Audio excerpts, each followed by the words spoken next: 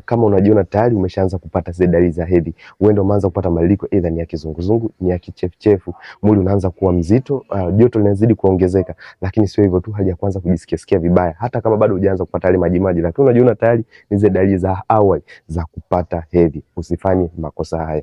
Jambo la kwanza, hakikisha hauvai nguo za kukubana. Kwa sababu gani? Hii itapelekea hali ya kujiepusha na infection au maambukizi ambayo huenda ni ya kujirudia, au hali ya maumivu kuja kujitokeza kipindi kile utakapokuja kuingia period. Lakini jambo la pili, hakikisha haukutani na mwanaume ambaye haumuamini, kwa sababu kama utajiepusha na hii hali, kuna uwezekano mkubwa kabisa ukajiepusha na hali ya maambukizi kwenye via vyako vya uzazi. Lakini sio hivyo tu, kutokana na mazingira yale kwenye njia yako kubadilika, lakini pia kwenye shingo ya kizazi, kwa sababu itafunguka ili ile damu iweze kutoka, una uwezekano mkubwa kabisa ukajiepusha na hali yote ya maambukizi.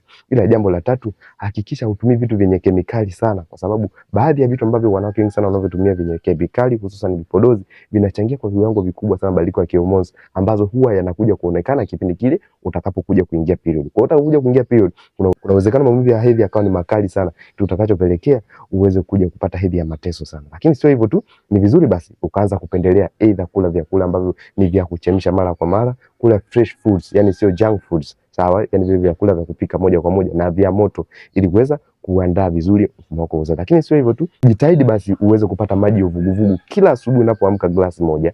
Lakini pia mboga za majani kisha unapata mara kwa mara, usani hata kwa mlo mmoja tu ule wa jioni, au hata kama sivyo basi ule wa mchana. Ila hakikisha pia unapata matunda, kwa sababu haya yatasaidia kwa ajili ya mzunguko wa damu na kuweza kusaidia damu yako ya hedhi itoke vizuri bila maumivu yoyote, kama ni siku 3 au siku 4 ambapo utakapokuja kuingia hedhi. Na ndio maana yake napenda kusema kwamba nipo nawe katika safari ya kuita mama. Kama video imekusaidia, hakikisha umeweza kushare na mwanamke mwingine, lakini unaweza kutuwekea kwenye comment ni mambo yapi ambayo huwa unajiepusha nayo pale ambapo unapokaribia hedhi.